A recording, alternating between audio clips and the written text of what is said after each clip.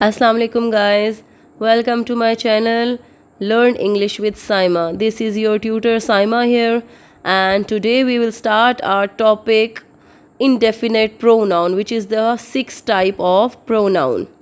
A very simple type. We will start with the definition. अच्छा, basically जो है वो क्या होते हैं आपके इंडेफिनेट प्रोनाउंस। इंडेफिनेट से आपको क्या समझ आ रही है?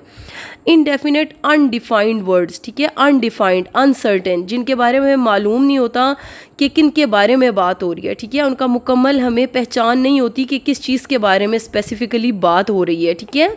हमें नहीं पता होता किसी स्पेसिफिक पर्सन के बारे में बात हो रही है, थिंग के बारे में बात हो रही है, प्लेस के बारे में बात हो रही है, ठीक है, वो इन जनरल हम बात कर रहे होते हैं।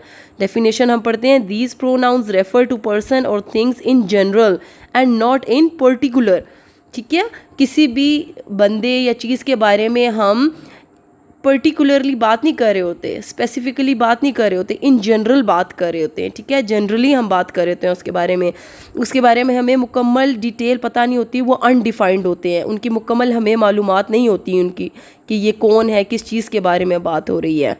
इसकी एग्जांपल्स देखते हैं। अच्छा जी, any, another, any, anyone, anything, some, somebody, someone, something, everyone, everybody, none, nobody, all, several, both, many, few, fewer, others. These are the examples of indefinite pronoun. जहाँ जहाँ ये words आ जाते हैं वो आपके क्या कहलाते हैं?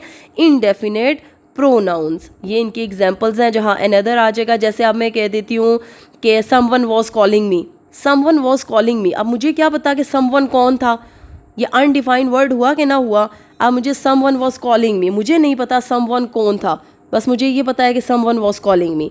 तो मैं आपको पॉइंट आउट अगर आपको करके दूँ राउंड की, मुझे बताएं ये कौन सी टाइप है प्रोनाउन की, तो you will guess it that it is indefinite pronoun, ठीक है। आपको फ़ौरन पता होना चाहिए, ये वर्ड्स आपके फिंगर टिप्स पे होने चाहिए कि another, any, anyone, anybody, somebody, nobody, ये सारे वर्ड्स आपके क्या हैं? इनडेफिनेट प्रोनाउंस हैं, ठीक है, अनडिफाइंड वर्ड्स।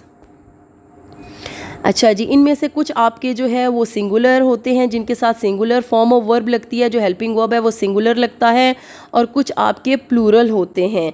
इसमें से जैसे एवरीवन, एवरीवन के साथ हम इज़ लगाएंगे, everyone is, somebody is, something is, nothing is, another is, no one, none is, ठीक है, both are, all are, many are, most are, few are, others are, ये आपके प्लूरल क्या है? इंडेफिनेट प्रोनाउंस हैं। इनके साथ प्लूरल फॉर्म लगती है, प्लूरल हेल्पिंग वर्ब लगती है, जबकि ये आपके जो एवरीवन, समबडी, समथिंग, नथिंग है, ये आपके क्या हैं? सिंगुलर इंडेफिनेट प्रोनाउंस हैं। अच्छा जी, आई हैव पैक्ड एवरीथिंग, मैंने हर चीज़ पैक कर दी, लेकिन मैं हर चीज़ पैक कर चुकी हूँ, लेकिन मुझे ये बताएं कि अब हर चीज़ में तो हज़ारों चीज़ें आती हैं, लेकिन उन्होंने हमें ये तो नहीं बताया कि मैंने टूथब्रश भी पैक कर दिया, कपड़े भी पैक कर दिए, जूते भी पैक कर दिए, हमें मेंशन तो नहीं है। हमें तो ये बताया गया कि आई हैव पैक्ड एवरीथिंग, मैंने हर चीज़ पैक कर दी है, तो हमें तो नहीं पता कि उसमें उसने क्या क्या डाला है, तो ये अनडिफाइंड है, ठीक है। एवरीथिंग, एवरीथिंग से फ़ौरन आपको पता होना चाहिए that it is an indefinite pronoun.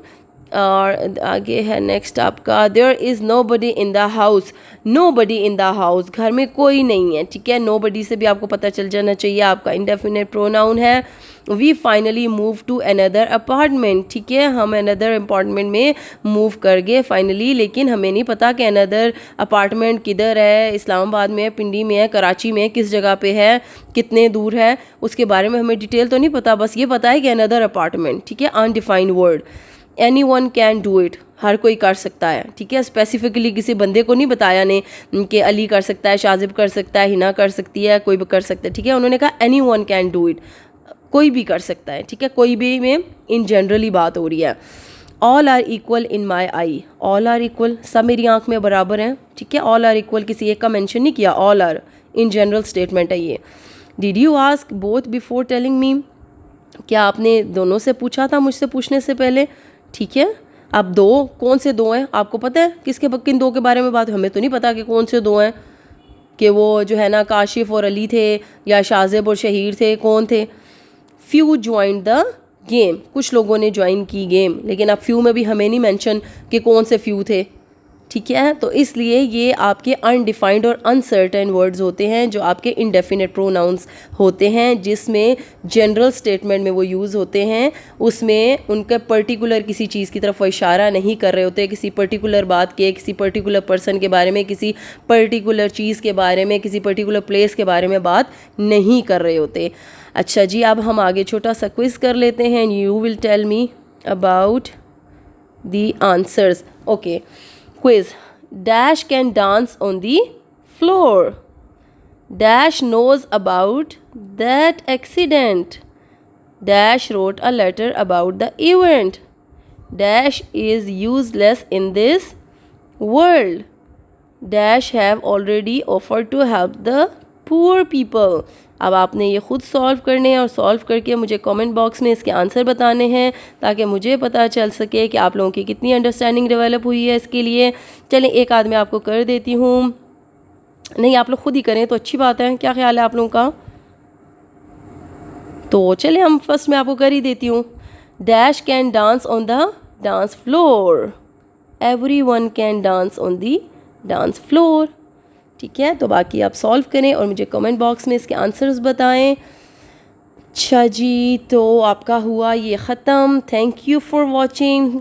Subscribe, please subscribe my channel and hit the bell icon and also like, share and comment and wait for my next video. Allah Hafiz.